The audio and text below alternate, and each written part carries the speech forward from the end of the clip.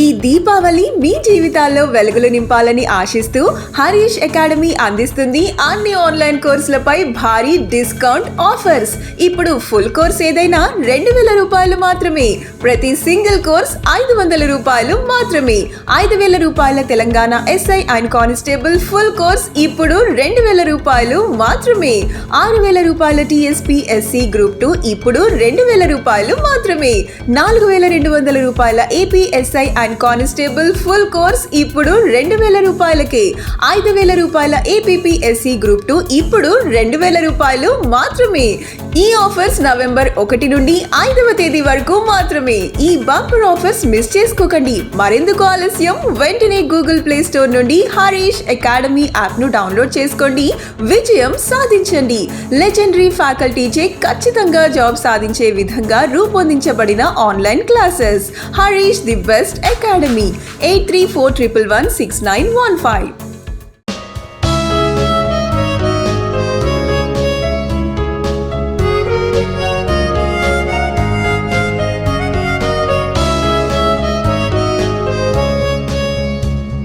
Hi friends, welcome to Harish academy. ఈరోజు వార్తలు నిలిచిన జాతీయ, అంతర్జాతీయ, రాష్ట్రీయ అంశాల గురించి, వార్తలు నిలిచిన వ్యక్తులు, అవార్డులు, పుస్తకాలు, మరి క్రీడా సంబంధిత సమాచారం, ఒక్కొక్క అంశాన్ని వివరంగా తెలుసుకుందాం. ఈరోజు ఫస్ట్ టాపిక్ వచ్చేసి దేశంలోనే మొట్టమొదటిసారి యాపిల్ ఫెస్టివల్ సంబంధిత అంశంతో జమ్మూ కాశ్మీర్ వార్తలు నిలిచింది. దేశంలోనే మొట్టమొదటి యాపిల్ ఫెస్టివల్ అనగానే ఏం గుర్తుకు రావాలి? జమ్మూ కాశ్మీర్. జమ్మూ కాశ్మీర్ కేంద్ర పాలిత ప్రాంతం. జమ్మూ కాశ్మీర్లోని శ్రీనగర్ వేదికగా ఇటీవల ప్రారంభమైన యాపిల్ ఫెస్టివల్ ఈరోజు ప్రత్యేకంగా వార్తలు ఇచ్చింది. మరి ఈ యాపిల్ పండ్లకి సంబంధించిన వేడుకలను ఎవరు ప్రారంభించారంటే భారత లేదా కేంద్ర వ్యవసాయ శాఖ మంత్రి నరేంద్ర సింగ్ తోమర్. అండ్ జమ్మూ కాశ్మీర్ కేంద్ర పాలిత ప్రాంతం కదా, అక్కడ ప్రస్తుతం లెఫ్టినెంట్ గవర్నర్ అడ్మినిస్ట్రేటర్ గా ఎవరు బాధ్యతలు నిర్వర్తిస్తున్నారు? మనోజ్ సిన్హా గారు. సో మనోజ్ సిన్హా గారు మరియు నరేంద్ర సింగ్ తోమర్ గారు ఇటీవల ప్రారంభించిన యాపిల్ ఫెస్టివల్ ఎక్కడ? జమ్మూ కాశ్మీర్. దేశంలోనే మొట్టమొదటి యాపిల్ ఫెస్టివల్ అనగానే జమ్మూ కాశ్మీర్ శ్రీనగర్ ప్రాంతం అని గుర్తుంచుకోండి. మరి జమ్మూ కాశ్మీర్లోనే ఎందుకు యాపిల్ ఫెస్టివల్ నిర్వహించడం జరుగుతుంది అంటే జమ్మూ కాశ్మీర్ యొక్క ప్రత్యేకత. భారతదేశంలో ఉత్పత్తి అవుతున్న యాపిల్ పండ్లలో 87% యాపిల్స్ జమ్మూ కాశ్మీర్లోనే ఉత్పత్తి కావడం జరుగుతుంది. అంటే భారతదేశంలో ప్రతి 100 పండ్లను కనుక తీసుకుంటే, యాపిల్ పండ్లను కనుక తీసుకుంటే అందులో 87 యాపిల్స్ ఎక్కడ రావడం జరుగుతుంది? Jammu Kashmir. At the same time Jammu Kashmir లో ఆల్మోస్ట్ 30% ఆఫ్ ద పీపుల్, 30% ప్రజల జీవనోపాధి యాపిల్ పండ్లు. అంటే 30% మంది ప్రజలు యాపిల్ పెంపకం పైనే ఆధారపడుతున్నారు, అంటే యాపిల్ తోటలను పెంచడంలో. సో ఇలాంటి ప్రత్యేకతతో కూడిన జమ్మూ కాశ్మీర్లోని శ్రీనగర్ వేదికగా ఇటీవల ప్రారంభమైన యాపిల్ ఫెస్టివల్. ప్రతి ఏటా జమ్మూ కాశ్మీర్ నుండి కనీసం 2 million metric tons 2 million metric టన్నుల యాపిల్ పండ్ల ఉత్పత్తి జరుగుతుంది. ఇది ఒకటి గుర్తుంచుకోండి. సో జస్ట్ ఇవన్నీ అవసరం లేదు. భారతదేశంలో అత్యధికంగా యాపిల్ ఉత్పత్తి అనగానే జమ్మూ కాశ్మీర్. అలాంటి జమ్మూ కాశ్మీర్ లో దేశంలోనే మొట్టమొదటిసారి యాపిల్ ఫెస్టివల్ ని ఇటీవల ప్రారంభించడం జరిగింది. ఎవరు ప్రారంభించారు? వ్యవసాయ శాఖ మంత్రి నరేంద్ర సింగ్ తోమర్ అండ్ మనోజ్ సిన్హా గారు అని గుర్తుంచుకోండి. అండ్ ఇలాంటి ఫెస్టివల్స్ ముఖ్యంగా ఫ్రూట్స్ కి సంబంధించి కానివ్వండి, ప్రత్యేక ఫెస్టివల్స్, వేడుకలు, వార్తలు ఇచ్చాయి అంటే ఆ ప్రాంతాలు, ఆ రాష్ట్రాలను గుర్తుంచుకోండి. ఎగ్జాంపుల్, ఇటీవల బనానా ఫెస్టివల్. బనానా అంటే అరటి పండ్లకు సంబంధించిన వేడుక. బనానా ఫెస్టివల్ అనగానే ఏ ప్రాంతం గుర్తుకు రావాలి? కుషీనగర్ గుర్తుకు రావాలి. కుషీనగర్ ఎక్కడ ఉంది? ఉత్తరప్రదేశ్ రాష్ట్రం. ఇదొక పండు. సో బనానా ఫెస్టివల్ అనగానే Kushinagar. At the same time ఇటీవల స్ట్రాబెర్రీ ఫెస్టివల్. స్ట్రాబెర్రీ పండ్లు ఉంటాయి కదా, రెడ్ కలర్. సో స్ట్రాబెర్రీ వేడుకలు అనగానే ఇది కూడా ఉత్తరప్రదేశ్ రాష్ట్రానికి సంబంధించే ఝాన్సీ వేదికగా ఇటీవల ముగిసింది. సో ఝాన్సీలో strawberry festival. At the same time ఇటీవల జాగరీ ఫెస్టివల్. జాగరీ ఫెస్టివల్ అనగానే ఏ ప్రాంతం గుర్తుకు రావాలంటే లక్నో. లక్నో ఎక్కడ ఉంది? Uttar Pradesh. And at the same time Kala Namak rice festival. Kala Namak rice అంటే black rice. Kala Namak rice అనేది ఏ రాష్ట్రానికి సంబంధించి అంటే ఉత్తరప్రదేశ్ రాష్ట్రానికి సంబంధించి. ఉత్తరప్రదేశ్ రాష్ట్రంలోని సిద్ధార్థ నగర్ వేదికగా కాలా నామక్ రైస్ ఫెస్టివల్ ఇటీవల జరిగి వార్తలు ఇచ్చింది. వీటన్నిటి గురించి కూడా మనం ప్రత్యేకంగా చూస్తున్నాం. ఏ ఫెస్టివల్ వార్తలు ఇచ్చినా కూడా దాని గురించి ప్రత్యేకంగా చూడండి. ఆల్రెడీ మనం డిస్కస్ చేసిన వీటన్నిటి కూడా లింక్ చేసుకోండి. ఎట్ ద సేమ్ టైం పూలకి సంబంధించి పుష్పాలు ఉంటాయి కదా, సో ఫ్లవర్ ఫెస్టివల్, ఫూల్డీ ఉత్సవం అని చెప్పాను. ఫూల్డీ ఇటీవల ఫూల్డీ పుష్ప వేడుకలు, సో పూలకి సంబంధించిన ప్రత్యేక పండుగ. ఫూల్డీ అనగానే ఉత్తరాఖండ్ రాష్ట్రం గుర్తుకు రావాలి. ఇటీవల తీరత్ సింగ్ రావత్ గారు ఉత్తరాఖండ్ రాష్ట్ర మాజీ ముఖ్యమంత్రి గారు ఉన్నప్పుడు తీరత్ సింగ్ రావత్ గారు ప్రారంభించిన ఫూల్డీ ఉత్సవం గురించి కూడా మనం చూడడం జరిగింది. ఇలాంటి ఫెస్టివల్స్ ఏవైతే ఉంటే వాటన్నింటినీ ప్రత్యేకంగా చూడండి. ఇక ఇక్కడ జమ్మూ కాశ్మీర్ వార్తలు ఇచ్చింది కాబట్టి జమ్మూ కాశ్మీర్కి సంబంధించి ఇటీవల కంచోత్ ఫెస్టివల్ గురించి మనం డిస్కస్ చేస్తాం. కంచోత్ ఫెస్టివల్ అనగానే Jammu Kashmir. At the same time Jammu కాశ్మీర్కి సంబంధించి బ్యాంగస్ వ్యాలీ ప్రాజెక్ట్ గురించి డిస్కస్ చేస్తాం. Bangus valley project. At the same time Jammu Kashmir ప్రభుత్వం లెఫ్టినెంట్ గవర్నర్ అడ్మినిస్ట్రేషన్ ప్రస్తుతం ఎవరు మనోజ్ సిన్హా గారు ప్రారంభించిన ప్రూఫ్ అనే ఒక యాప్ యొక్క ప్రత్యేకత చూసాము. అండ్ హౌస్ లా అనే ఒక ప్రత్యేక కార్యక్రమం గురించి చూసాము. హౌస్ లా అంటే ఎంపవరింగ్ విమెన్, మహిళా సాధికారికత సంబంధించి హౌస్ లా కార్యక్రమాన్ని ఇటీవల ఏ రాష్ట్ర లేదా ఏ కేంద్ర పాలిత ప్రాంతానికి సంబంధించి వార్తలు ఇచ్చిందంటే Jammu Kashmir. And Sukoon helpline గురించి ప్రత్యేకంగా చూసాము. ఇలాంటి అంశాలతో తరచూ వార్తలు ఇస్తున్న జమ్మూ కాశ్మీర్. ఇంకా చాలా ఉన్నాయి, మెకాడమైజేషన్ ఆఫ్ రోడ్స్ కానివ్వండి, అంటే రోడ్లకు సంబంధించి అభివృద్ధి కార్యక్రమాలు, వీటన్నిటిని కూడా లింక్ చేస్తూ చదవండి.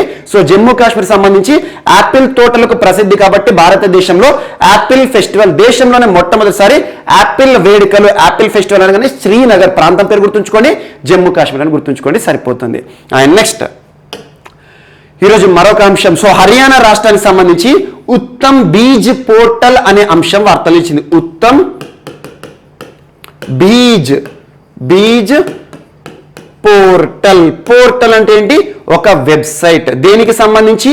బీజ్ అంటే ఏంటంటే హర్యానా రాష్ట్రంలో స్థానికంగా ఏమని పిలుస్తారంటే విత్తనాలు ఉంటాయి కదా, సీడ్స్ కి సంబంధించి. సో సీడ్స్ అన్నట్టు, ఉత్తమ్ అంటే నాణ్యమైన విత్తనాలకి సంబంధించిన portal. So Uttam Beej portal సంబంధిత అంశంతో ఇటీవల ఏ రాష్ట్ర లేదా ఏ కేంద్ర పాలిత ప్రాంతం వార్తలు నిలిచింది అంటే హర్యానా రాష్ట్రం అని గుర్తుంచుకోండి. సో హర్యానా రాష్ట్ర ప్రభుత్వం నిన్నటి రోజున మనోహర్ లాల్ ఖట్టర్ గారు, ప్రస్తుతం హర్యానా రాష్ట్రంలో బీజేపీ అధికారంలో ఉంది, మనోహర్ లాల్ ఖట్టర్ గారు ఈ పోర్టల్ ని ప్రారంభించడం జరిగింది. ఈ పోర్టల్ యొక్క ప్రత్యేకత ఏంటంటే రాష్ట్రంలో విత్తనాల యొక్క నాణ్యత పైన నిఘా వేయడము.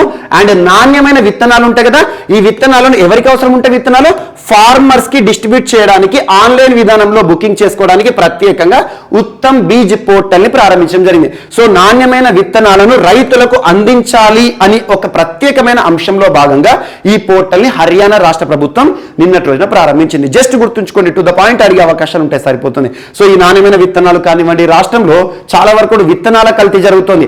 అలాంటి కల్తీ విత్తనాల ద్వారా దాదాపు రాష్ట్రంలోని రైతులు చాలా మంది కూడా సమస్యలు ఎదుర్కొంటున్నారు, కొంతమంది ఆత్మహత్యలు చేసుకుంటున్నారు. ఎందుకంటే సకాలంలో పంట చేతికి రాకపోయినా, పంట నష్టం జరిగినా కూడా రైతు యొక్క ఆవేదన చాలా దారుణంగా ఉంటుంది.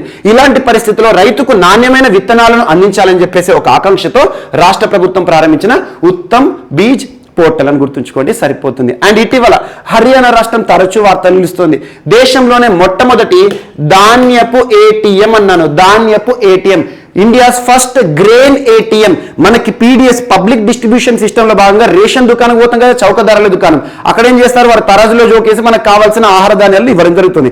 కానీ ఇక్కడ ఏంటంటే ఏ ఒక్క పర్సన్ యొక్క డిపెండెన్సీ అవసరం లేదు, డైరెక్టర్ గా మనకు ఒక కార్డు ఉంటుంది. సో నేను ఎవరైతే ఉంటారో వినియోగదారుని కదా, నేను బెనిఫిషియరీని కదా, సో నేను ఏం చేస్తాను, అక్కడ ఒక ఏటీఎం కార్డు లాగా స్వైప్ చేసిన తర్వాత ఆ ఏటీఎం నుండి మనకు ధాన్యం అనేది పప్పులు కానివ్వండి, రైస్ కానివ్వండి, చక్కెర కానివ్వండి రావడం జరుగుతుంది. ధాన్యపు ఏటీఎం దేశంలోనే మొట్టమొదటి హర్యానా రాష్ట్రానికి సంబంధించి ఇటీవల వార్తలు ఇచ్చింది.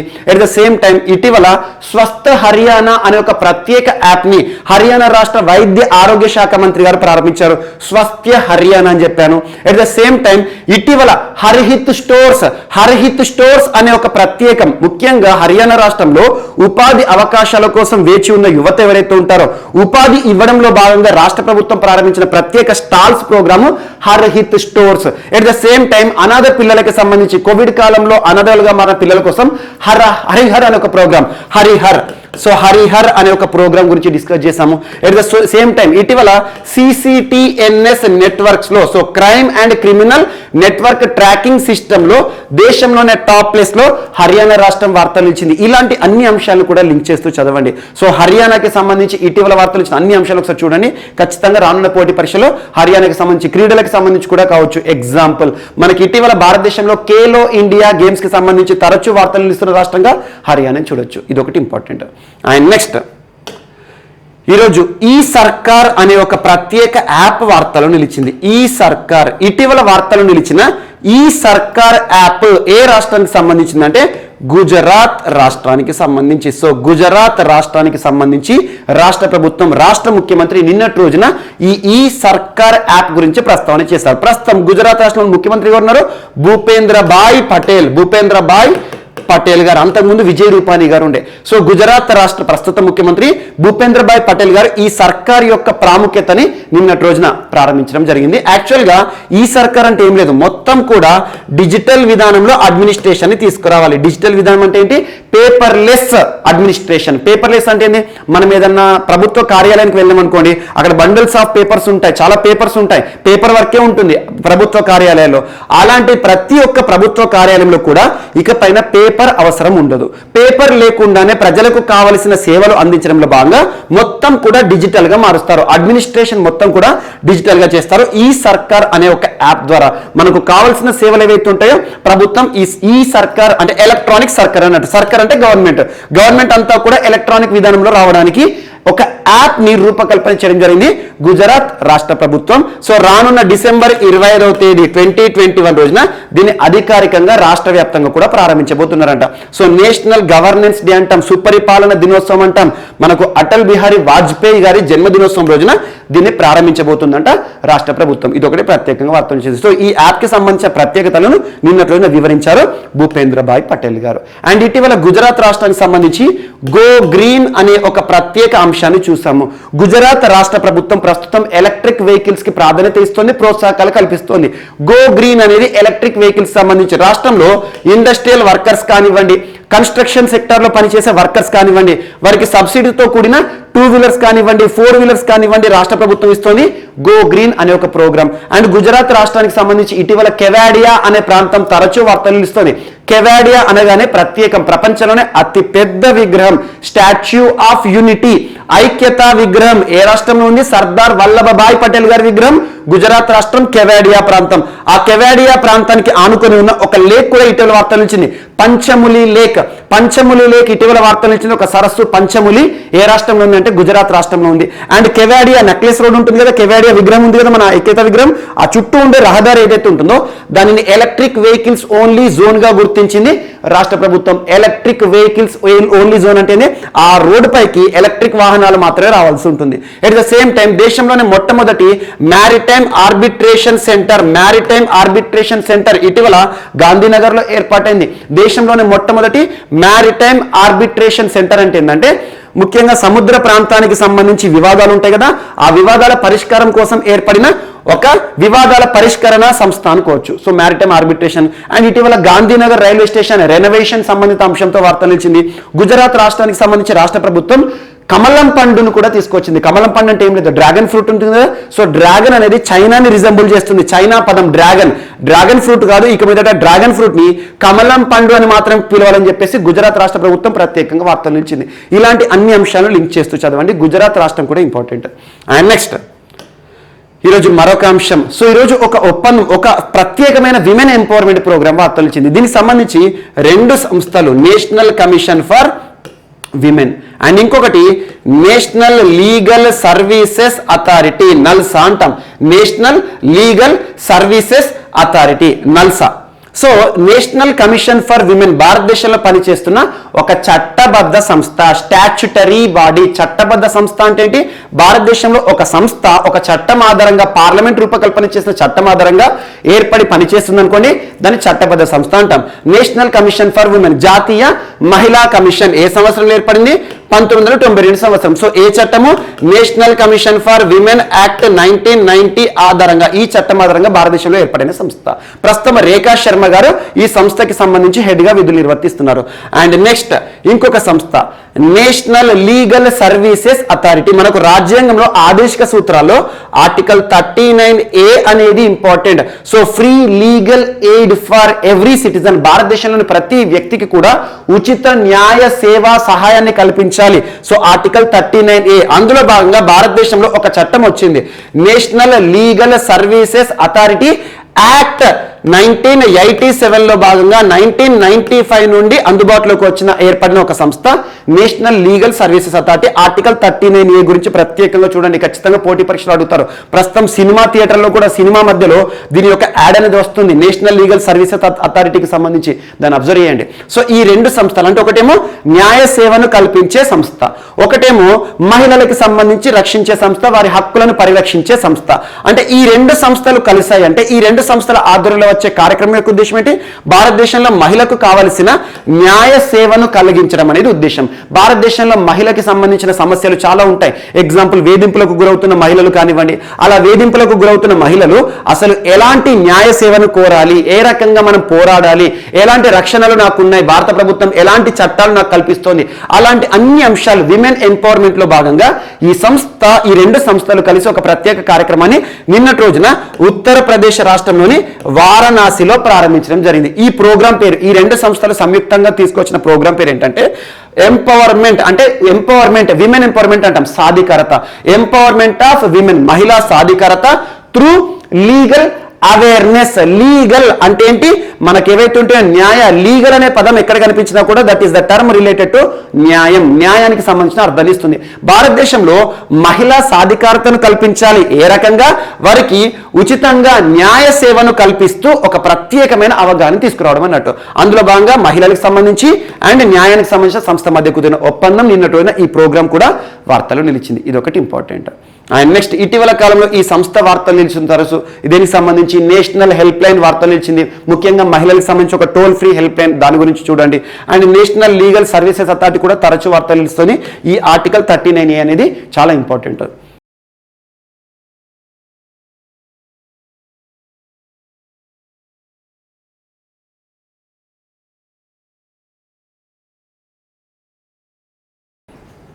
సో ఈరోజు మన నెక్స్ట్ టాపిక్ వచ్చేసి గంగా ఉత్సవ్ 2021 వార్తలు నిలిచింది. గంగా ఉత్సవ్ 2021 2021 సంవత్సరానికి సంబంధించి గంగా ఉత్సవ వేడుకలు అంటున్నాను. మరి 2021 సంవత్సరానికి సంబంధించిన గంగా ఉత్సవ వేడుకలు ఎన్నవ విడత అంటే 5th ఎడిషన్ అని గుర్తుంచుకోండి. So 5th edition of Ganga Utsav లేదా గంగా ఉత్సవ వేడుకలు.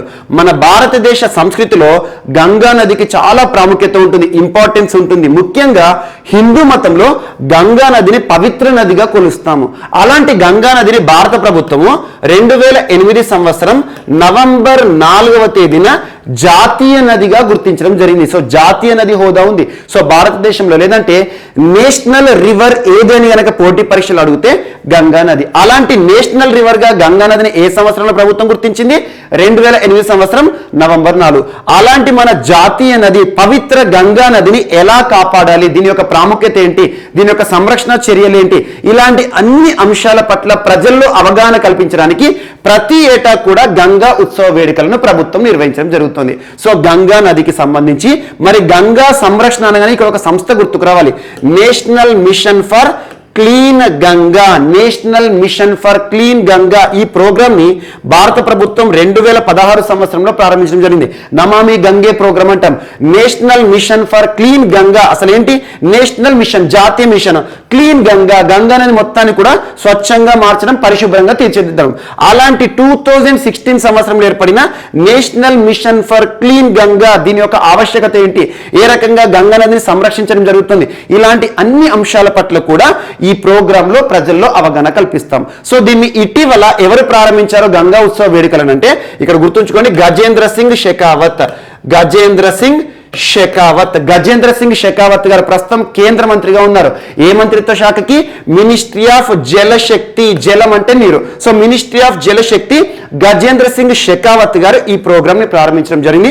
ఇందులో ముఖ్య అతిథిగా, సో గంగా అంటేనే మన సంస్కృతి అంటున్నాను, మరి సంస్కృతికి సంబంధించి ప్రస్తుతం కన్సర్న్ మినిస్ట్రీ ఏంటి?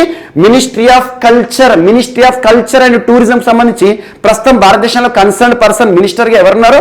జి కిషన్ రెడ్డి గారు. సో జి కిషన్ రెడ్డి గారు అండ్ గజేంద్ర సింగ్ షెకావత్ గారు ఇద్దరు కూడా ఈ వేడుకల్లో ఇంపార్టెన్స్, గంగా నది యొక్క ఇంపార్టెన్స్ ని ప్రజల్లో అవగాహన కల్పించే ప్రయత్నం చేయడం జరిగింది. ఇది ఒకటి ఇంపార్టెంట్. అండ్ ఆరంభ వేడుకల రోజునే national mission for clean Ganga ఈ సంస్థ ఏదైతే ఉంటుందో 2016 సంవత్సరం వచ్చింది కదా, ఈ సంస్థ Guinness book of world records లో చోటు సంపాదించుకోవడం జరిగింది. Guinness book of world records ప్రపంచంలోని గిన్నిస్ బుక్ అంటేనే అది చాలా సూపర్లేటివ్ అన్నట్టు. అలాంటి Guinness book of world records లో 2021 సంవత్సరంలో మన భారతదేశం తరపున national mission for clean Ganga నిన్నటి రోజున ఈ సంస్థకి Guinness book of world records లో స్థానం ఇవ్వడం జరిగింది. ఎందుకంటే ఒక రోజులోనే గంగా నదికి సంబంధించి హ్యాండ్ రిటన్ ఫోటోస్ ఏవైతే ఉంటాయో ఆ ఫోటోస్ ని ఫేస్బుక్ లో అప్లోడ్ చేసినందుకు, అత్యధిక సంఖ్యలో ఫేస్బుక్ లో గంగా నది ఫోటోలను అప్లోడ్ చేసినందుకు గాను నేషనల్ మిషన్ ఫర్ క్లీన్ గంగాకి గిన్నిస్ బుక్ లో స్థానం దక్కించడం జరిగింది. ఇది ఒకటి important. And at the same time Ganga నది యొక్క ఆవశ్యకత పైన, గంగా నది ప్రాముఖ్యత పైన, సంరక్షణ పైన మంత్రులు మాట్లాడుతూ ఏం చెప్పారంటే, గంగా की बात చాచా చౌదరి కే సాత్, గంగా की बात చాచా చౌదరి కే సాత్. ఇటీవల మీకు చెప్పాను, నమామి గంగే ప్రోగ్రామ్ లో భాగంగా గంగా నది సంరక్షణ పట్ల చిన్ననాటి నుండి చిన్న పిల్లల్లో కూడా గంగా నదిని కాపాడాలి, ఇది పవిత్ర నది, దీన్ని సంరక్షించాలని చెప్పేసి అవగాహన కల్పించడానికి గంగా నదికి ఒక కార్టూన్, ఒక కామెడీ క్యారెక్టర్ ని బ్రాండ్ అంబాసిడర్ గా నియమించడం జరిగింది. ఒక కార్టూన్ క్యారెక్టర్ అంటున్నాను, చాచా చౌదరి అని చెప్పేసి. సో చాచా చౌదరి యొక్క ప్రాముఖ్యతను కూడా ఇక్కడ చెప్పారు. గంగా की बात చాచా చౌదరి కే సాత్ అంటే ఏంటంటే చాచా చౌదరి ఈ రూపంలో ప్రజల్లో ముఖ్యంగా అవగాహన కార్యక్రమాలను తీసుకొస్తుంది భారత ప్రభుత్వం. ఇదొకటి ఇంపార్టెంట్. అండ్ గంగా నది అనగానే ఇంకొకటి గుర్తుకు రావాలి. సో భారతదేశంలో నేషనల్ అక్వాటిక్ ఎనిమల్ అంటే ఏంటి? మనకి Gangetic dolphin, Gangetic dolphin. So Gangetic dolphin scientific name ఏంటి? ప్లాటనిస్టా గ్యాంజెటికా, ప్లాటనిస్టా గ్యాంజెటికా, ప్లాటనిస్టా గ్యాంజెటికా, ప్లాటనిస్టా గ్యాంజెటికా తరచూ వార్తలు నిలుస్తోంది. దీని యొక్క ప్రత్యేకత ఏంటి అసలు? అది ఏంటి అంటే మన భారతదేశంలో ఆక్వాటిక్ ఎనిమల్, ఆక్వాటిక్ అంటే జలచర జీవి అన్నట్టు జాతీయ హోదా ఉంది. సో జాతీయ చిహ్నంగా గుర్తించింది భారత ప్రభుత్వం. అలాంటి ఈ ఆక్వాటిక్ ఎనిమల్ సంబంధించి దీని యొక్క సంరక్షణ చర్యలు, how to risk Gangetic dolphin అని చెప్పేసి ఒక డాక్యుమెంట్ ని కూడా ఈ ప్రోగ్రామ్ లో లాంచ్ చేయడం జరిగింది. అంటే గంగా నదికి సంబంధించి గంగా నదిలో కనిపించే ఒక డాల్ఫిన్, ప్లాటనిస్టా గ్యాంజెటికా సంరక్షణకు సంబంధించి ఒక డాక్యుమెంట్ ని కూడా కేంద్ర మంత్రులు విడుదల చేశారు. ఈ డాక్యుమెంట్ ని ఎవరు తయారు చేశారంటే turtle surveillance alliance, turtle survival alliance, turtle survival alliance మరియు environment forest climate change department. So ministry of environment forest climate change ఆధ్వర్యంలో environment forest climate change department turtle survival alliance అనే సంస్థలు రూపకల్పన చేసిన ఒక డాక్యుమెంట్ పేపర్ ని కూడా నిన్నటి రోజున ఆవిష్కరించడం జరిగింది. ఈ డాక్యుమెంట్ ఏంటంటే భారతదేశంలో ఆక్వాటిక్ ఎనిమల్ గా గుర్తింపు పొందిన గ్యాంజెటిక్ డాల్ఫిన్ ని ఏ రకంగా సంరక్షించాలి, రిస్క్ మెజర్స్ ఏంటి, ఏ రకంగా దీని యొక్క ప్రాముఖ్యత ఉంటుంది, అలాంటి అన్ని అంశాలను కూడా ఇందులో పొందుపరచడం జరిగింది. సో ఇది గంగాకి సంబంధించిన కొన్ని అంశాలు. ఎందుకంటే గంగా ఉత్సవ వేడుకలు ప్రతి ఏటా జరుగుతాయి.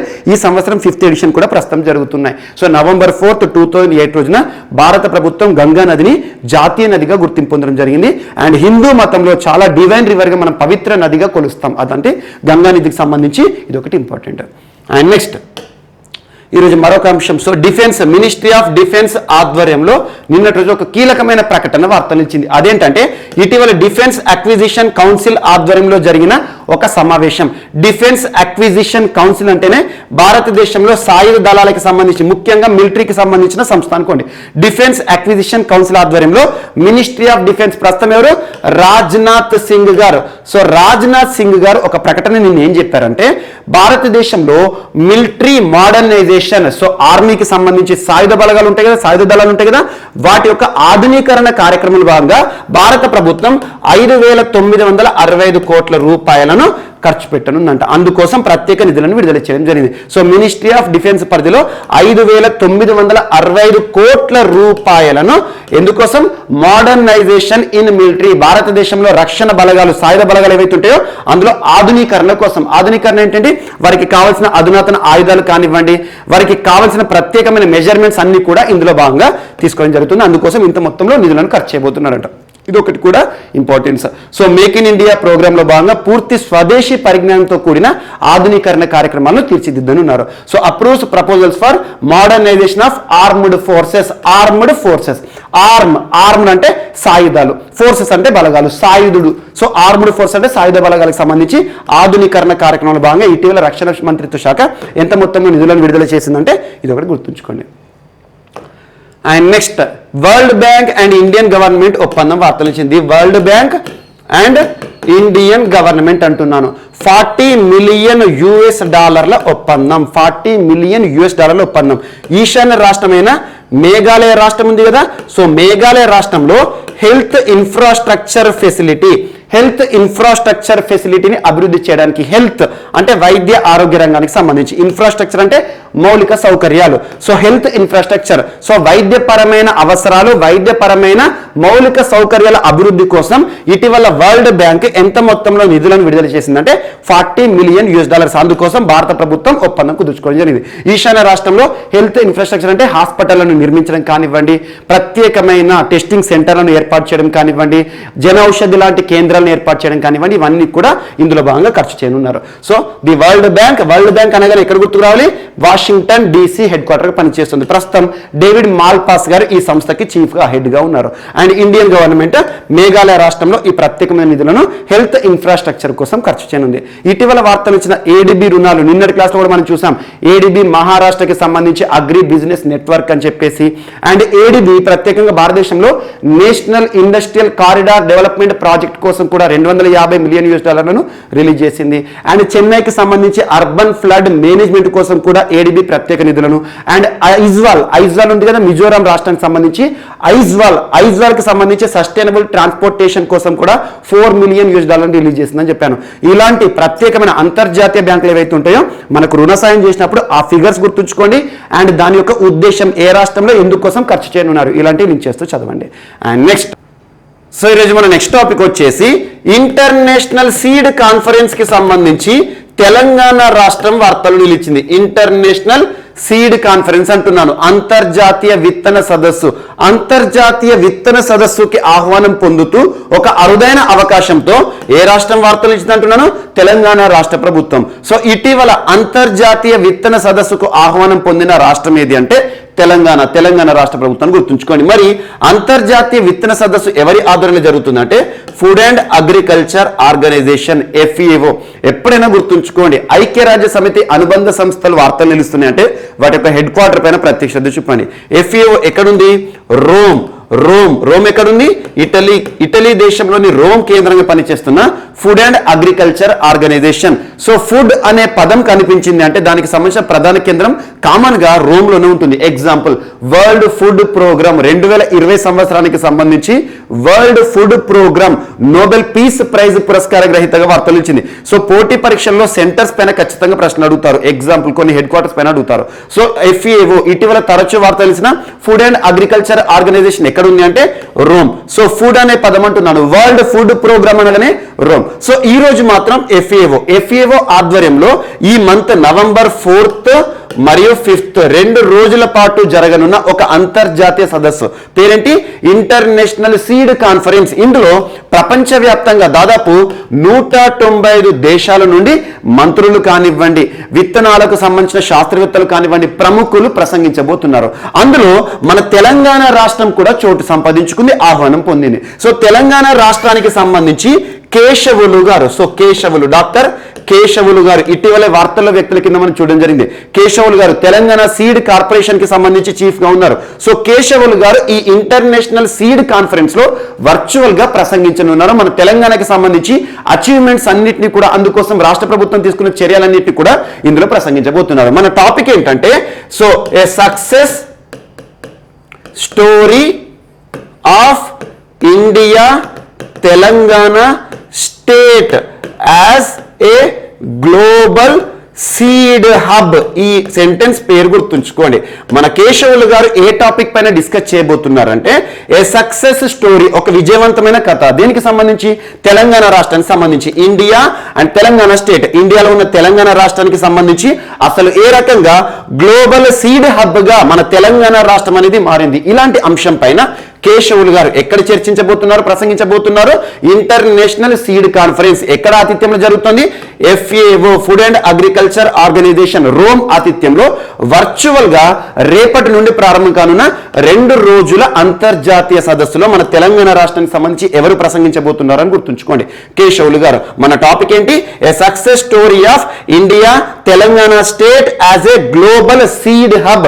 ప్రపంచంలో విత్తన భాండాగారంగా తెలంగాణ రాష్ట్రానికి ఏ రకంగా గుర్తింపు వచ్చింది, ప్రభుత్వాలు తీసుకుంటున్న చర్యలేంటి, ఇలాంటి అన్ని అంశాలపైన అక్కడ ఇంటర్నేషనల్ వేదికగా వర్చువల్ గా ప్రసంగించబోతున్నారని గుర్తుంచుకోండి. సో దీనికి సంబంధించి పోటీ పరీక్షలో ఖచ్చితంగా ఒక ప్రశ్న అడిగే అవకాశం ఉంటుంది. ముఖ్యంగా తెలంగాణ రాష్ట్ర స్థాయి పోటీ పరీక్షలకు సంబంధించి రానున్న పోటీ పరీక్షలో ఒక ప్రశ్న అడుగుతారు. అదేంటంటే ఇటీవల వార్తలు నిలిచిన ఇంటర్నేషనల్ సీడ్ కాన్ఫరెన్స్ అనగానే ఏ సంస్థ గుర్తుకు రావాలి?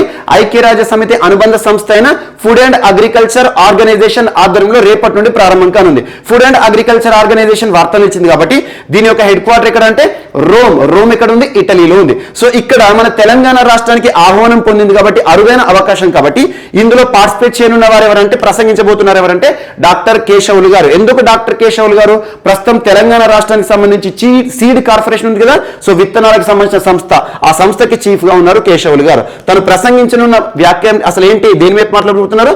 ఏ success story of India Telangana state as a global seed hub. ఇవి గుర్తుంచుకోండి, సరిపోతుంది. అండ్ నెక్స్ట్ ఈరోజు మరొక అంశం. So word of the year, Oxford డిక్షనరీకి సంబంధించి వర్డ్ ఆక్స్ఫర్డ్. సో ప్రపంచంలోనే ఒక ప్రత్యేక డిక్షనరీ, ప్రతిష్టాత్మక డిక్షనరీ, అత్యున్నత డిక్షనరీ. ఆక్స్ఫర్డ్ డిక్షనరీలో ఈ సంవత్సరానికి సంబంధించి 2021 సంవత్సరానికి సంబంధించి వర్డ్ ఆఫ్ ద ఇయర్, ఈ సంవత్సరానికి సంబంధించి అత్యధికంగా వాడిన పదం అని గుర్తుంచుకోవచ్చు. వర్డ్ ఆఫ్ ద ఇయర్ గా చోటు సంపాదించుకున్న వర్డ్ ఏంటంటే వ్యాక్స్ అని గుర్తుంచుకోండి. వ్యాక్స్. సో వ్యాక్స్, యాక్చువల్గా వ్యాక్స్ అనే ఇంగ్లీష్ పదము లాటిన్ పదం నుండి వచ్చింది. వెకా అనే లాటిన్ పదం. ఈ వెకా అంటే లాటిన్ లో అర్థం ఏంటంటే కౌ. ఇవన్నీ మనకు అవసరం లేదు. సో వ్యాక్స్ షార్ట్ ఫామ్ దేనికి సంబంధించి? వ్యాక్సిన్ కి సంబంధించి. సో ప్రస్తుతం చూడండి, ప్రపంచవ్యాప్తంగా కూడా వ్యాక్సిన్ అనే పదాన్ని మనం తరచూ వింటున్నాం. మన భారతదేశంలో కూడా చూడండి, ఇటీవలే 100 కోట్ల డోసులను డిస్ట్రిబ్యూట్ చేయడం జరిగింది భారత ప్రభుత్వం మన భారతదేశ ప్రజలకి. సో అలాంటిదే వ్యాక్సిన్. లాస్ట్ ఇయర్ ఏమో కరోనా అనే పదం అత్యధికంగా, పాండమిక్ అనే పదాన్ని అత్యధికంగా వాడడం జరిగింది 2020 సంవత్సరం. కానీ 2021 సంవత్సరంలో ప్రపంచవ్యాప్తంగా ప్రతి దేశం కూడా ఈ COVID-19 కి అడ్డుకట్ట వేయాలని చెప్పేసి వ్యాక్సినేషన్ కార్యక్రమాలు ప్రారంభించింది. అందులో వ్యాక్సిన్ లేదా వ్యాక్స్ అని గుర్తుంచుకోండి. సో 2021 సంవత్సరానికి సంబంధించి ప్రపంచంలో ఒక ప్రతిష్టాత్మక డిక్షనరీ అయిన Oxford dictionary word of the year గా ఈ సంవత్సరంలో అత్యధికంగా వాడిన పదము, ప్రత్యేక పదంగా ఏ పదాన్ని గుర్తించిందంటే వ్యాక్స్ అని గుర్తుంచుకోండి. వ్యాక్స్ అంటే ఏంటి? దేనికి షార్ట్ ఫామ్? వ్యాక్సిన్. వ్యాక్సిన్ మనం ఏ రకంగా పేర్కొనవచ్చు? A substance that is given to the person's body. A substance that is given to the person's body to prevent getting disease అనొచ్చు. అంటే ఒక వ్యాధి రాకుండా ఇచ్చే ఒక సబ్స్టెన్స్ ని మనం వ్యాక్సిన్ అంటాం. ఇది ఒకటి గుర్తుంచుకోండి. సో వ్యాక్సిన్ ఇవ్వడం ద్వారా మనకు యాంటీబాడీస్ అనేవి డెవలప్ కావడం జరుగుతుంది. సో వెకా లేదా వ్యాక్సిన్ అని గుర్తుంచుకోండి, వ్యాక్స్ అని గుర్తుంచుకోండి. ఈ పదాన్ని మాత్రం ఖచ్చితంగా గుర్తుంచుకోండి. వ్యాక్స్ అనే పదం ఈ సంవత్సరానికి సంబంధించి వర్డ్ ఆఫ్ ద ఇయర్ గా గుర్తించిన ప్రముఖ డిక్షనరీ సంస్థ ఏది అంటే ఆక్స్ఫర్డ్ డిక్షనరీ అని గుర్తుంచుకోండి. ఈ వ్యాక్స్ అనే పదానికి మాతృపదం, యాక్చువల్గా మూల పదం ఏంటి? లాటిన్ పదమైన వెకా అంటే అర్థం ఏంటంటే కౌ, ఆవు. యాక్చువల్గా ఈ పదాలతో మనకు సంబంధం లేదు. కానీ వ్యాక్స్ అనేది దేనికి షార్ట్ ఫామ్ అంటే వ్యాక్సిన్. వ్యాక్సిన్ అంటే ఏంటి? ఒక వ్యాధి రాకుండా, ఒక డిసీజ్ బారిన పడకుండా వ్యక్తులకు ఇచ్చే ఒక ప్రత్యేక సబ్స్టెన్స్. ఈ రకంగా లింక్ చేసుకోండి, సరిపోతుంది. అండ్ నెక్స్ట్ ఈరోజు మరొక అంశం. So axis bank and Indian navy మధ్య కుదిరిన ఒక ఒప్పందం వార్తలు నిలిచింది. Axis bank, Indian navy. Almost గడిచిన జూలై మాసం 2021 సంవత్సరం, అంటే ఈ సంవత్సరంలో జూలై మాసంలో మనం పవర్ సెల్యూట్ అనే ఒక ప్రోగ్రాం గురించి చూస్తాం. పవర్ సెల్యూట్ అనేది యాక్సిస్ బ్యాంక్ కి అండ్ ఇండియన్ ఆర్మీకి సంబంధించి కుదిరిన ఒప్పందం. సో పవర్ సెల్యూట్ యొక్క ఉద్దేశం ఏంటి? ఎగ్జాంపుల్ మన డిఫెన్స్ పర్సనల్ ఎవరైతే ఉంటారో రక్షణ రంగంలో పనిచేసిన సిబ్బంది, ఈ రోజు నావీ అంటున్నాను, axis bank Indian navy power salute అనే ప్రోగ్రామ్ మరొకసారి వార్తలు ఇచ్చింది. లాస్ట్ టైం ఏమో ఇండియన్ ఆర్మీకి సంబంధించి కుదిరిన ఒప్పందం ఏమో axis Indian army power salute, ఈ రోజేమో ఇండియన్ నావీకి యాక్సిస్ బ్యాంక్ మధ్య కుదిరిన ఒప్పందం పేరు కూడా పవర్ సెల్యూట్ అనగానే మీకు గుర్తుకు రావాల్సింది యాక్సిస్ బ్యాంక్. సో ఈ పవర్ సెల్యూట్ ప్రోగ్రామ్ కింద ఏం చేస్తారంటే ఇండియన్ నావీలో పనిచేసే సిబ్బంది ఎవరైతే ఉంటారో, రక్షణ బలాలు ఉంటారు కదా, సో వ్యక్తులు ఎవరైతే ఉంటారో వారి యొక్క అకౌంట్ ఇవ్వడం జరుగుతుంది. ఆ అకౌంట్ పొందిన వారు ఎవరైతే ఉంటారో మంత్లీ వారికి ప్రభుత్వం ఇచ్చే శాలరీ ఉంటుంది కదా, సో మనకి ఇండియన్ నావీ అంటే కేంద్ర ప్రభుత్వానికి సంబంధించిన ఉద్యోగులు, వారికి వచ్చే శాలరీ ఉంటుంది కదా ప్రతి నెల కూడా, ఆ శాలరీ అకౌంట్ అన్నట్టు పవర్ సెల్యూట్. ఏ బ్యాంక్ కి సంబంధించింది? Axis bank. ఈ పవర్ సెల్యూట్ కింద ఎవరైనా అకౌంట్ పొందారనుకోండి, అంటే ఇండియన్ నావీకి సంబంధించి అకౌంట్ పొందారనుకోండి, వారికి మంత్లీ ఇందులో శాలరీ రావడమే కాకుండా at the same time accidental benefit కూడా ఉంటుంది. ఆల్మోస్ట్ 56 lakhs రూపీస్ వరకు యాక్సిడెంటల్ బెనిఫిట్ ఉంటుంది. ఎట్ ద సేమ్ టైం పిల్లలు కలిగిన వారు ఉంటారు కదా, సో రక్షణ బలగాల్లో పిల్లలు ఉన్నవారు ఎవరైతే ఉంటారో వారికి 8 lakhs ఎడ్యుకేషనల్ లోన్ కూడా ఇవ్వడం జరుగుతుంది ఈ అకౌంట్ ఆధారంగా. At the same time 0% EMI కాస్ట్లు కానివ్వండి, ఈఎంఐ అంటే ఈక్వేటెడ్ మంత్లీ ఇన్స్టాల్మెంట్, ఏదైనా మనం వస్తువును కొన్నప్పుడు దానికి సంబంధించి ఈఎంఐ ఉంటుంది కదా, సో అలాంటివి కానివ్వండి. సో బెనిఫిట్స్ తో కూడిన ఒక అకౌంట్ అని గుర్తుంచుకోండి పవర్ సెల్యూట్ అనగా నేను గుర్తుకు రావాలి, యాక్సిస్ బ్యాంక్ గుర్తుకు రావాలి. ఆల్మోస్ట్ గడిచిన జూలై మాసంలోనేమో మనం Indian army axis bank power salute గురించి చూస్తాం. సో అంటే ఆల్రెడీ ఇండియన్ ఆర్మీకి సంబంధించి పవర్ సెల్యూట్ ప్రోగ్రామ్ అమల్లో ఉంది. సో ఈ రోజు త్రివిధ దళాలు, భారతదేశంలో త్రివిధ దళాలు అంటే 3 త్రివిధ దళాల్లో ఒకటేమో ఇండియన్ ఆర్మీ అండ్ సెకండ్ వచ్చేసి ఇండియన్ నావీ అండ్ నెక్స్ట్ వచ్చేసి వైమానిక దళం ఇండియన్ ఎయిర్ ఫోర్స్. సో ఈ రోజు రెండవ వింగ్ ఏదైతే ఉంటుందో ఇండియన్ నావీకి సంబంధించి పవర్ సెల్యూట్ ప్రోగ్రామ్ తో యాక్సిస్ బ్యాంక్ మరొకసారి వార్త నిలిచింది. And axis bank head quarter ఇక్కడ ముంబై కేంద్రంగా పనిచేస్తుందని గుర్తుంచుకోండి సరిపోతుంది. అండ్ నెక్స్ట్ సో పంజాబ్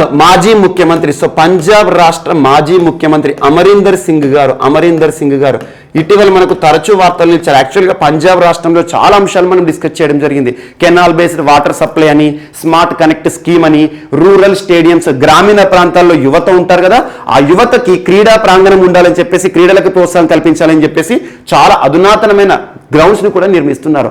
అలాంటి పంజాబ్ రాష్ట్ర ముఖ్యమంత్రిగా ఉండే ఒక వ్యక్తి అమరీందర్ సింగ్ ఇటీవల రాష్ట్రంలో జరిగిన కొన్ని సంక్షోభ పరిస్థితుల కారణంగా తన సీఎం పదవికి రాజీనామా చేశారు. ఆ తర్వాత చరణ్జిత్ సింగ్ చన్నీ ప్రస్తుతం ఏ రాష్ట్రంలో ముఖ్యమంత్రిగా ఉన్నారు? పంజాబ్ రాష్ట్ర చరిత్రలో మొట్టమొదటి దళిత సీఎంగా ఉన్నారు. సో ఇటీవల ముఖ్యమంత్రి పదవికి రాజీనామా చేసిన కెప్టెన్ అమరీందర్ సింగ్ గారు ఒక కొత్త పార్టీని ప్రారంభించారు నిన్నటి. ఆ పార్టీ పేరు గుర్తుంచుకోండి, పంజాబ్ లోక్ కాంగ్రెస్. ఇటీవల పంజాబ్ లోక్ కాంగ్రెస్ పేరిట ఒక కొత్త పార్టీని స్థాపించిన పంజాబ్ రాష్ట్ర మాజీ ముఖ్యమంత్రి పేరేంటి అంటారు? కెప్టెన్ అమరీందర్ సింగ్ అని గుర్తుంచుకోండి. సో పంజాబ్ లోక్ కాంగ్రెస్, ఎందుకంటే ప్రస్తుతం తను కాంగ్రెస్ పార్టీ పట్ల వ్యతిరేకతతో ఉన్నారు. కాంగ్రెస్ పార్టీ పట్ల ఎందుకంటే చాలా వరకు అవమానాలు జరిగినాయి, ముఖ్యంగా సిద్ధుతో కానివ్వండి. సో సిద్ధు అంటే సిక్సర్ల సిద్ధు అంటాం కదా, ప్రస్తుతం పంజాబ్ రాష్ట్రంలో అధ్యక్షుడు ఉన్నారు, కాంగ్రెస్ పార్టీ అధ్యక్షుడుగా. అండ్ చరణ్జిత్ సింగ్ చన్నీ ఎవరైతే ఉంటారో తనతో కూడా వ్యతిరేకత ఉంది. ఇలాంటి పరిస్థితుల్లో సొంతంగా తానే తనకున్న చరిష్మా ఆధారంగా పార్టీని స్థాపించాలని చెప్పేసి నిన్నటి రోజున పార్టీ పేరును ప్రస్తావించడం జరిగింది. ఆ పార్టీ పేరేంటి? పంజాబ్ లోక్ కాంగ్రెస్. సో వార్తల్లో వ్యక్తుల్లో అమరీందర్ సింగ్ గుర్తుంచుకోండి, పంజాబ్ లోక్ కాంగ్రెస్ అనే పేరు గుర్తుంచుకోండి సరిపోతుంది. అండ్ నెక్స్ట్ జొరావ్ జయేవ్ పేరు గుర్తుంచుకోండి. సో జొరావ్ జయేవ్ గారు ఏ దేశంలో ప్రస్తుతం ప్రధానిగా ఉన్నారంటే, ప్రైమ్ మినిస్టర్ గా ఉన్నారంటే నార్త్ మెసడోనియా దేశ ప్రస్తుత ప్రధాని ప్రైమ్ మినిస్టర్ గా ఉన్న జొరావ్ జయేవ్ గారు నిన్నటి రోజున రాజీనామా చేస్తూ వార్తలు ఇచ్చారు. రిజిగ్నేషన్ ఇవ్వడం జరిగింది. ఎందుకు అంటే ఇటీవల నార్త్ మెసడోనియా దేశంలో ప్రభుత్వ ఏర్పాటుకి సంబంధించి జరిగిన సార్వత్రిక ఎన్నికల్లో తనకి సంబంధించిన పార్టీ ఓడిపోవడం జరిగింది. నేషనల్ డెమోక్రటిక్ సోషలిస్ట్ యూనియన్ అని చెప్పేసి ఉంటుంది. సో అవసరం లేదు ఇక్కడ, national democratic socialist union of north Macedonia అని ఒక పార్టీ ఉంటుంది, లేదంటే సోషలిస్ట్ డెమోక్రటిక్ యూనియన్ అని గుర్తుంచుకోండి. సో మెసడోనియాకు సంబంధించిన తన పార్టీ ఏదైతే ఉంటుందో ఆ పార్టీ ఇటీవల దేశంలో జరిగిన లోకల్ ఎలక్షన్స్ లో ఓడిపోవడం జరిగింది. ఆటోమేటిక్ గా ఆ దేశంలో ప్రభుత్వ ఏర్పాటుకు సంబంధించిన ఎన్నికలు సార్వత్రిక ఎన్నికలు కాబట్టి తన పార్టీ ఓడిపోయింది కాబట్టి ఆటోమేటిక్ గా తను రాజీనామా చేయాల్సి ఉంటుంది, ఎందుకంటే మెజారిటీ వచ్చిన వారే ఆ దేశంలో ప్రభుత్వాన్ని ఏర్పాటు చేయడం జరుగుతుంది. సో ఇప్పటి వరకు ప్రధానమంత్రిగా విధుల్లో ఉన్న జొరావ్ జేవ్ గారు రాజీనామా చేస్తూ వార్తలు ఇచ్చారు. ప్రధాన పదవికి తను ఏ దేశానికి సంబంధించిన ప్రధాని అంటారు. సో నార్త్ మెసడోనియా అని గుర్తుంచుకోండి, సరిపోతుంది. ఇక్కడే ఇంకొక పర్సన్ పేరును కూడా యాడ్ చేసుకోండి. సో ఫుమియో కిషిదా ఇటీవల తరచూ ఒక 2 times మనం డిస్కస్ చేయడం జరిగింది. ఫుమియో కిషిదా ప్రస్తుతం ఏ దేశంలో ప్రధానిగా ఉన్నారు? జపాన్. సో జపాన్ దేశ ప్రస్తుత ప్రధాని ఫుమియో కిషిదా. లాస్ట్ మంత్ మనం డిస్కస్ చేసాం 2 to 3 times. ఎందుకంటే జపాన్ దేశంలో almost with in span of 1 year లోనే 3 ప్రధానులుగా మనం చూసాము. ఒకరు షింజో అబే, సుదీర్ఘ కాలం జపాన్ దేశ చరిత్రలో ప్రధానిగా ఉన్న షింజో అబే గారు హెల్త్ రీజన్స్, అనారోగ్య సమస్యల కారణంగా ప్రధాని పదవికి రాజీనామా చేశారు. ఆ తర్వాత ఎవరు వచ్చారు? యోషిహిదే సుగా గారు ఆల్మోస్ట్ ఒక 1 year పాటు పదవిలో ఉన్నారు. ఇటీవల కరోనా విపత్కర పరిస్థితుల కాలంలో తన ప్రభుత్వం వైఫల్యం ఏందని చెప్పేసి నైతిక బాధ్యత వహిస్తూ రాజీనామా చేశారు. ఆ తర్వాత తన సొంత పార్టీకి సంబంధించి ఫుమియో కిషిదా గారు ప్రధానిగా పదవిని స్వీకరించడం జరిగింది. జపాన్ ప్రధానిగా పదవిని స్వీకరించిన తర్వాత with in span of 10 days లోనే జపాన్ దేశంలో సార్వత్రిక ఎన్నికలు రావడం జరిగింది. ఆ సార్వత్రిక ఎన్నికల్లో తనకు సంబంధించిన party liberal, so Japan liberal democratic party LDP, liberal democratic party ఏ దేశానికి సంబంధించి? జపాన్ దేశంలో. ఎవరికి సంబంధించి? ప్రస్తుతం అధికారంలో ఉన్న పార్టీ ఇటీవల ముగిసిన ఆ జపాన్ కి సంబంధించి సార్వత్రిక ఎన్నికల్లో అద్భుత విజయం సాధించింది. యాక్చువల్గా ఏ దేశంలో అయినా కూడా పార్లమెంట్ అనగానే అక్కడ లోక్సభ ఉంటాయి. కాబట్టి మనకు లోక్సభ ఉంది కదా, లోక్సభలో ఎవరికైతే మెజారిటీ వస్తుందో ఒక పార్టీకి కానీ లేదా పార్టీల కూటమికి కానీ సంకీర్ణ ప్రభుత్వాన్ని ఏర్పాటు చేయాలనుకుంటే మ్యాజిక్ ఫిగర్ అనేది ఉంటుంది. ఇక్కడ జపాన్ పార్లమెంట్ లో కూడా జపాన్ దిగువ సభలో 465 స్థానాలు ఉన్నాయి. సో మ్యాజిక్ ఫిగర్ ఎలా మనం కన్సిడర్ చేస్తాం? by 2 + 1 అంటే ఎంత? 233. సో 233 మ్యాజిక్ ఫిగర్ ని ఒక పార్టీ కానీ కూటమి కానీ పొందింది అంటే వారు ప్రభుత్వాన్ని ఏర్పాటు చేయొచ్చు. ఎక్కడైనా ఇదే సిద్ధాంతం ఉంటుంది, by 2 + 1. సో ఇటీవల ముగిసిన జపాన్ సార్వత్రిక ఎన్నికలు జనరల్ ఎలక్షన్స్ లో తనకి సంబంధించిన లిబరల్ డెమోక్రటిక్ పార్టీ ఏదైతే ఉంటుందో లిబరల్ పార్టీ ఆఫ్ జపాన్, తన పార్టీ 293 స్థానాలు గెలుపొందిందంటే అద్భుతమైన విజయం, మెజారిటీతో సాధించింది. సో తన ప్రభుత్వానికి సంబంధించి కొన్ని మిగతా కూటమి ప్రభుత్వమే, కాకపోతే ఏంటంటే తన సొంత పార్టీ అయిన లిబరల్ డెమోక్రటిక్ పార్టీ ఏదైతే ఉంటుందో ఆ పార్టీతో కలిసి అలయన్స్ పార్టీస్ ఏవైతే ఉంటే అవన్నీ కలిసి 293 అంటే ప్రభుత్వం అనేది కొనసాగబోతోంది. సో జపాన్ మరొకసారి ప్రధానిగా వార్తనిచ్చిన పర్సన్ గా ఫుమియో కిషిదా గారు వార్తనిచ్చారు. ఎందుకంటే ఇటీవల జపాన్ దేశంలో జరిగిన సార్వత్రిక ఎన్నికల్లో అద్భుతమైన విజయం సాధించిన తన పార్టీ కారణంగా ప్రధాని. సో ఇక్కడ గుర్తుంచుకోవాల్సింది ఏంటంటే షింజో అబే గారికి సంబంధించింది సేమ్ పార్టీ, ఆ తర్వాత అదే పార్టీ లిబరల్ డెమోక్రటిక్ పార్టీకి సంబంధించి యోషిహిదే సుగా గారు, ఆ తర్వాత తను రాజీనామా చేసినాక తన అనుచరుడు తన సహచరుడు ఫుమియో కిషిదా ఎలక్షన్స్ లో తన పార్టీ అద్భుత విజయం సాధించింది. అంటే జపాన్ లో మరొకసారి ప్రధానిగా ఫుమియో కిషిదా గారు ప్రధానిగా ప్రమాణ స్వీకారం చేయబోతున్నారు. ఇదొకటి ఇంపార్టెంట్. అండ్ నెక్స్ట్ అభయ్ కర్కిండర్ గారు వార్తలు నిలిచారు. అభయ్ కర్కిండర్ గారు ఎవరు అంటే యాక్చువల్గా IIT Indian institute of technology Kanpur, IIT Kanpur director గా ఉన్న అభయ్ కార్కిండర్ గారి ఆధ్వర్యంలో 7 సభ్యులతో కూడిన 7 member కమిటీని ఇటీవల సెబీ నియమించడం జరిగింది. సో సెబీ అనగానే ఏం గుర్తుకు రావాలి? Securities exchange board of India, India. So SEBI భారతదేశంలో అత్యున్నత సంస్థ, భారతదేశంలో వివిధ రంగాలకు సంబంధించి అత్యున్నత నియంత్రణ సంస్థలపైన ప్రత్యేక శ్రద్ధ చూపండి. ఎగ్జాంపుల్, భారతదేశంలో బ్యాంకింగ్ అనేది ఉంది. బ్యాంకింగ్ రంగానికి సంబంధించి నిర్వహణ నియంత్రణ అనగానే ఏ సంస్థ గుర్తుకు రావాలి? మనకి ఏ బ్యాంక్ గుర్తుకు రావాలి? భారతదేశంలోనే అత్యున్నత bank, supreme bank, federal bank, apex bank, బ్యాంకులకే బ్యాంక్ అని ఏ బ్యాంక్ అంటాం? ఆర్బీఐ. అంటే ఆర్బీఐ అనగానే భారతదేశంలో బ్యాంకింగ్ వ్యవస్థ మొత్తాన్ని నిర్వహణ నియంత్రణ చేస్తుంది. అలా IRDA ఉంటుంది, insurance regulatory development authority of India, అంటే భారతదేశంలో బీమా రంగానికి సంబంధించి నిర్వహణ నియంత్రణ చేసే సంస్థ. ట్రాయ్ ఉంటుంది, telecom regulatory authority of India, telecom regulation చేస్తుంది. భారతదేశంలో టెలికాం రంగానికి సంబంధించి నిర్వహణ నియంత్రణ చేసే ట్రాయ్ సంస్థ. And at the same time SEBI అంటే ఏంటంటే భారతదేశంలో షేర్ మార్కెట్, స్టాక్ మార్కెట్ ఉంటుంది కదా, దానిని నియంత్రణ నిర్వహణ చేసే సంస్థ ఏదంటే సెబీ. సో అలాంటి సెబీ ఇటీవల అభయ్ కార్కండర్ గారి ఆధ్వర్యంలో ఒక కమిటీ వేసింది, లేదా 7 member కమిటీ అని గుర్తుంచుకొని ఆ కమిటీకి హెడ్ అభయ్ కార్కండర్, ఐఐటి ఐఐటి అంటేనే టెక్నాలజీకి సంబంధించి, సో ఒక టెక్నికల్ కమిటీ అని గుర్తుంచుకోండి. ఎందుకంటే టెక్నాలజీకి సంబంధించి డైరెక్టర్ ఉన్నారు కాబట్టి తన ఆధ్వర్యంలో కమిటీ కూడా టెక్నికల్కి సంబంధించింది, టెక్నిక్కి సంబంధించింది, టెక్నాలజీకి సంబంధించింది. సో ఈ committee SEBI forms IT project advisory committee. ఈ సెంటెన్స్ గుర్తుంచుకోండి. ఐటీ ప్రాజెక్ట్ అంటే information technology project advisory committee. ఇది ఒక అడ్వైజరీ కమిటీ. అంటే సెబీ ఆధ్వర్యంలో ఇన్ఫర్మేషన్ టెక్నాలజీ ప్రాజెక్ట్కి సంబంధించి advisory committee to provide technical expertise. అంటే సెబీలో సాంకేతిక రంగానికి సంబంధించి నూతన సాంకేతికత పైన కొన్ని రీఫార్మ్స్ కావాలని చెప్పేసి ఇతని ఆధ్వర్యంలో సెబీ ఒక కమిటీని నియమించడం జరిగింది. ఇది 7 మెంబర్ కమిటీ అని గుర్తుంచుకోండి సరిపోతుంది. సెబీ కమిటీ అనగానే అభయ్ కార్కండర్ పేరు గుర్తుంచుకోండి సరిపోతుంది. అండ్ నెక్స్ట్ ఈరోజు క్రీడలకి సంబంధించి పి ఇన్నియన్ గారు మరొకసారి వార్తలు నిలిచారు. పి